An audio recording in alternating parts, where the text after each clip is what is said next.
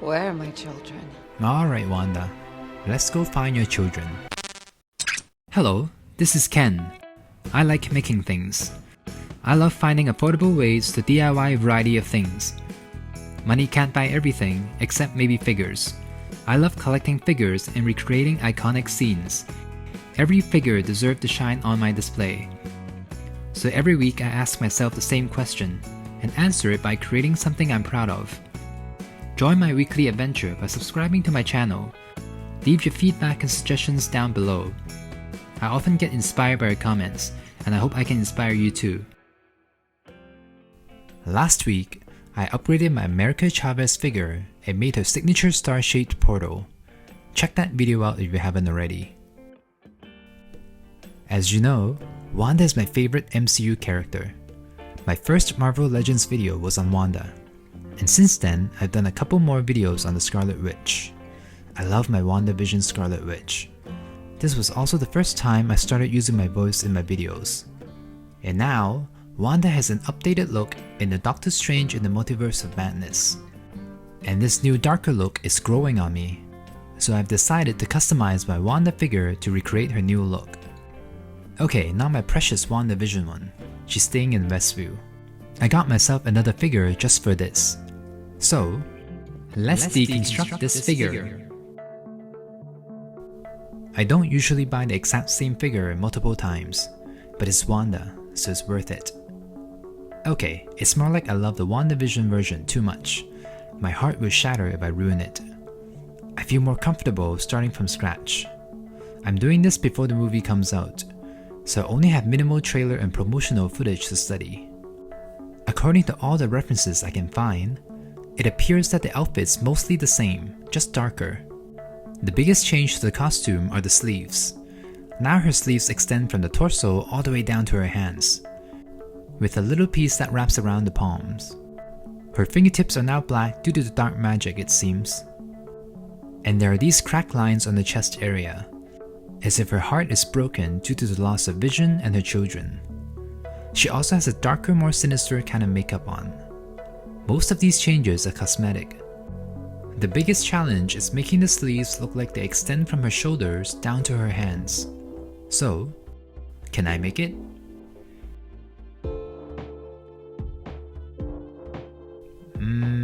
Before I start, I actually want to try something first. I want to bend her cape a bit like what I did to my Loki figures. I'm gonna put the figure in front of my heater to heat it up, and then bend and hold the cape backwards in place until it cools down. Alright, here she is with the cape flaring out a bit. The cape won't bend too much due to the way it connects to her hips, but I think this will do. Now onto her sleeves. Her original sleeves have these bands that kinda stick out a bit. I think the way they protrude won't match her new look, so I'm gonna file them down with some sandpaper. This is harder than I expected because it's quite tricky to get around her relatively thin arms, especially around her elbow joints. I don't want to accidentally sand the wrong area and weaken the joints. Okay, let me check. It's relatively smooth, so let me do the same for the opposite arm. Alright, both arms have been sanded down. Now let's add more damage. I'm going to create these crack lines with this etching tool again.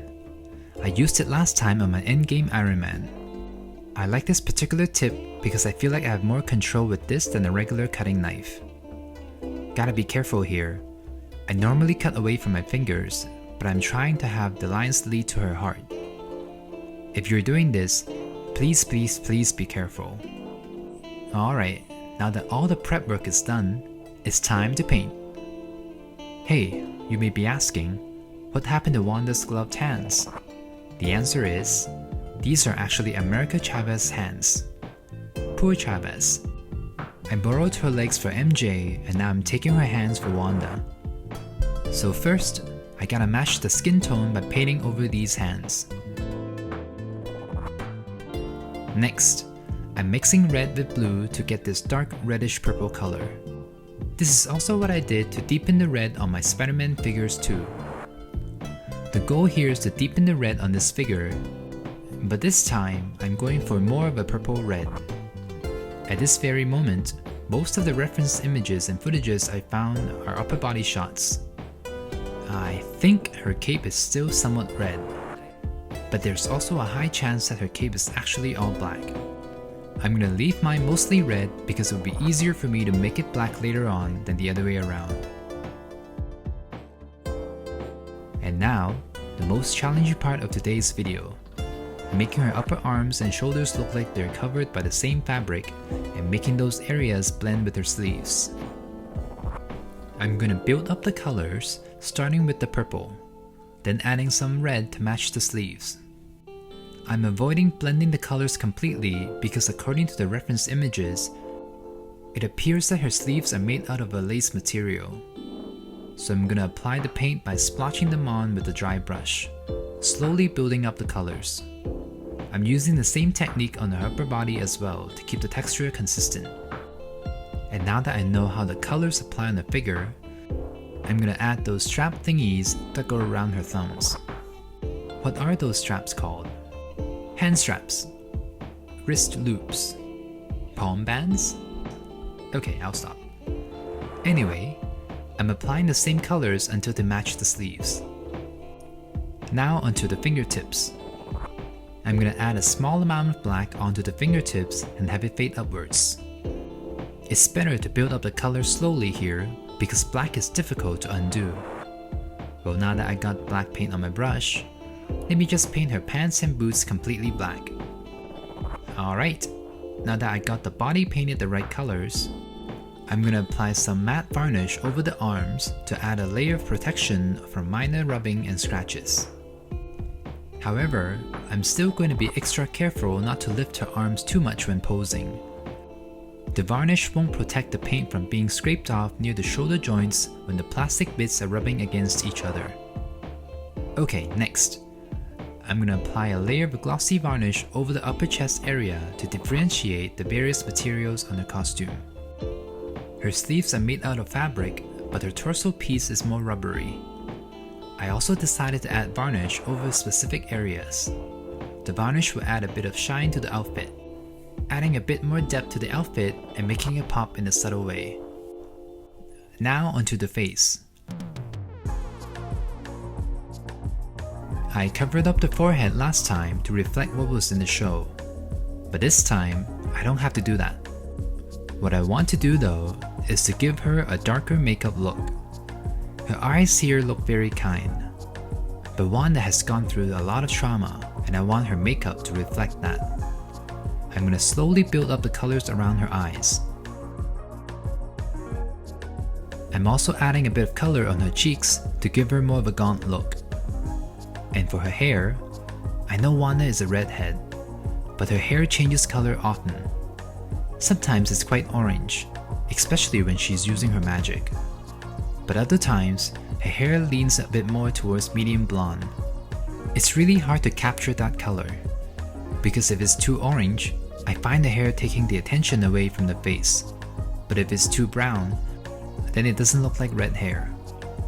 I like mine a bit less orange so it doesn't blend into the outfit, like the original figure. Okay, I think this is good. Let's fix her tiara next. I'm pretty much just repeating what I did to the outfit, adding and building up the purple until it matches the rest of the figure, and finish it off with a layer of glossy varnish. Alright, here's the finished head. Okay, I'm very biased, but I love this so much. I absolutely love the darker, more sinister look. Her forehead doesn't bother me anymore. This, along with Quicksilver, may be my favorite custom heads. What do you think? Do you like the painted head? Now, let's look at the finished figure. Wow! I didn't think I would love this look this much. She looks more witchy now. Everything just seems to work better here. The flared out cape, the darker color scheme, and the tone of the character. Here's a close-up of the figure. The details are perfect in my opinion. Her face and the glossy parts of her outfit draw your attention away from the painted sleeves. And there's just so much more life to the figure now. like you can feel Wanda's pain simply by looking at her. And of course, I have to compare this one with my other Scarlet Witch custom. They don't look similar to each other. It's like looking at the yin and yang of the same character. I really wasn't a big fan of the new design, but I must admit, I like this custom more than the WandaVision one. What about you? Which one do you like more? Let me know down below. This Scarlet Witch definitely gives up a villain vibe now. Not someone you want to mess with at all. The only downside is that it's a bit of a challenge to pose her. I want to avoid doing crazy upper arm movements to prevent the paint from chipping, and her heels also make it difficult to balance. But I don't want to just have her stand around, even though she has a pretty intimidating presence now. Wong got the Book of Cagliostro, America Chavez got her portal. I feel like Wanda deserves her own prop too. So, I'm gonna make her the Darkhold so she can find the children. Alright, here's the Darkhold. Looks pretty awesome.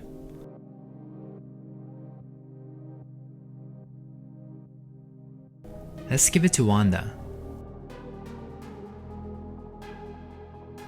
Wait a sec. This is Scarlet Witch. She doesn't need to use her hands to hold things. She can use her magic to do that. Alright, time to use my trusty paper clips again.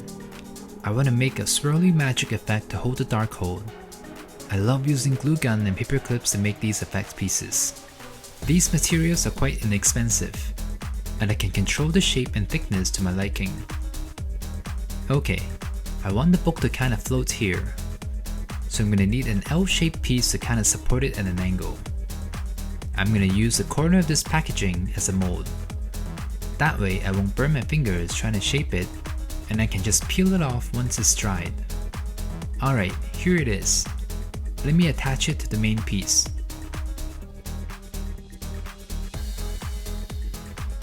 Okay, I know this looks questionable, but I have faith. It's gonna work out in the end. Just gonna paint it red to make it look like it's chaos magic. I'm gonna keep the paint thin so the color doesn't become too opaque. Alright, let's see if this is gonna work. So far so good. Please work, please work, please work. Voila! A stand! Now Wanda can read the Darkhold without using her hands. It's also great that the book isn't actually glued onto the effect piece, so I can always remove it and put it somewhere else if needed. Okay, now my Scarlet Witch feels complete. This may be my favorite video of the year. There's still like half a year to go, but I feel like I'm doing some of my best work this year. From fixing that Quicksilver face, to fixing MJ's outfit, to making Iron Man and No Way Home dioramas. I'm pretty proud of what I've made so far this year. My WandaVision display will always have a special place in my heart, but I think I like this a bit more. But we'll see. I'll probably change my mind if this turns out to be not screen accurate at all. Let's hope I nailed all the details correctly. And if her cape is black in the movie, it wouldn't be too difficult to fix. I had so much fun filming and photographing this figure, even though I didn't do that many poses. The Darkhold and the magic effect definitely helps with the limited posability. Putting the two Scarlet Witches side by side is also pretty awesome. Hey, you can now support me on Patreon. I post quite regularly there, from behind the scenes updates to sneak peeks to video breakdowns. Top tier members will receive a DIY 3D mini poster every month. These mini posters look great by themselves, but even cooler next to other mini posters. I love making things, and this is my way to thank my supporters. The link to my Patreon is in the description box down below. Okay, let's end this with a photoshoot. There's so much attitude in this image. Her expression, the way she's standing, and the overall tone of the costume. She just effortlessly feels like a very powerful character. Look at all the details on her torso. So intricate yet natural. And when compared to the WandaVision self, it's like night and day. the original looks so much more approachable and friendly in comparison. The original looks pretty cool with the Darkhold too, recreating the final end credits scene from WandaVision. But when I swap the figures, the whole mood changes. Now it's universe ending mood. She better find the children, or it's the end of the multiverse. The great thing about the magic effect piece is that it looks like a different shape at different angles. And because of its swirly shape, I can have it wrap around Wanda in various ways. It can curl towards Wanda or curl away from her, giving me multiple ways to pose Wanda with the Darkhold. There are very few reference footages of the Darkhold, but the details do seem to be pretty screen accurate. I absolutely love the photos of the two Scarlet Witches. The original looks so much more innocent and caring. The updated one looks like she's had enough. I also find the new one looks more like Elizabeth Olsen, even though they are the exact same mold. What do you think? Do you like what I've done? Give this video a like and subscribe if you want to see more Marvel Legends related content. My goal is to reach 10k subs in the near future, or I may have to travel to the multiverse to do it there. Stay inspired and I'll see you next week. I can make it, so can you.